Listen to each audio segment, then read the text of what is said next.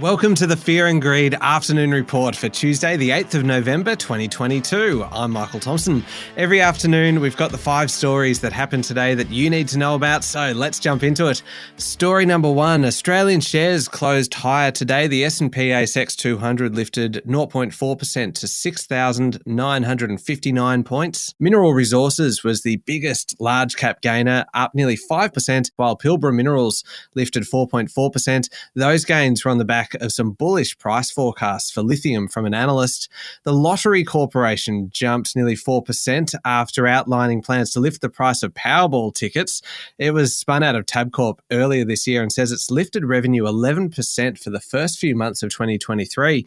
And on the other side of the ledger, James Hardie Industries slumped 13.7% today after warning of a global housing slowdown. The energy companies were also weaker. Whitehaven fell 5.5%, New Hope Corporation fell 7.8%, and gas major Santos slumped more than 5%. That comes after threats of price caps in the energy sector. The dollar was pretty steady. It is currently buying around 64.5 US cents. On to story number 2 now, which is linked to story number 1 because I mentioned James Hardie, and the company has issued a profit warning due to weaker housing markets, saying net profit for FY23 will fall below its previous expectations. James Hardie makes fibre cement cladding used for home building, so it's highly exposed to the rate of new home construction around the world.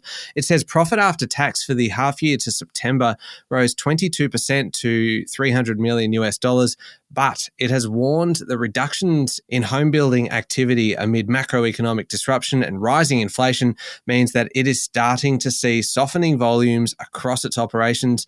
James Hardie says there has been significant change to the outlook for housing market activity in the last 45 days.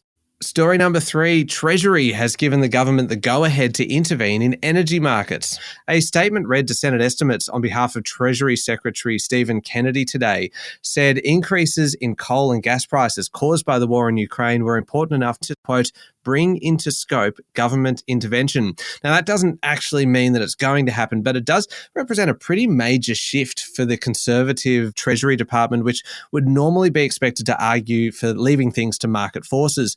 Now, the government is waiting for a report from the Australian Competition and Consumer Commission later this month before making a decision on how to solve the gas crisis. On to story number 4, and consumer confidence has taken a hit. There were 2 surveys out today, one from ANZ and Roy Morgan, and the other one from Westpac. The ANZ survey measures how people feel about their finances and, among other things, asks if it's a good time to buy a major household item. In this survey, most people say no.